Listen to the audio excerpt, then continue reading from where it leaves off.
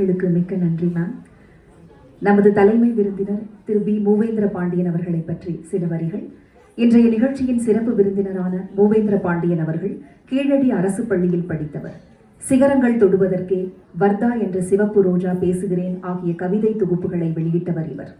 திருக்குறளுக்கு எளிய அழகு தமிழ்நடையில் இதுவரை வெளிவராத பெரிய அளவில் உரை நூலை எழுதியுள்ளார். அந்த நூல் கடந்த ஆண்டு திருவள்ளுவர் தினத்தில் கீழடி அரசு பள்ளியில் வெளியிடப்பட்டது. சிறந்த மாணவர்களை உருவாக்க பலத்த கரவொலிகளை வழங்குங்கள்.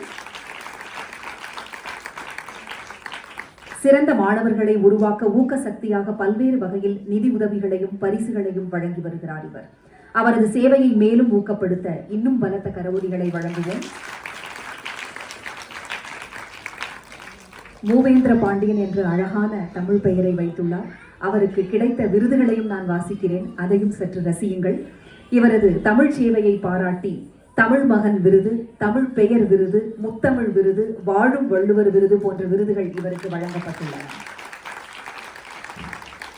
சேலம் மாவட்டம் வீரக்கல்புதூர் பேரூராட்சியின் செயல் அலுவலராக பணியாற்றி வருகிறார். சிறந்த பேரூராட்சிக்கான விருதை முதலமைச்சர் அவர்களிடமிருந்து பெற்றுள்ளார் இவர்.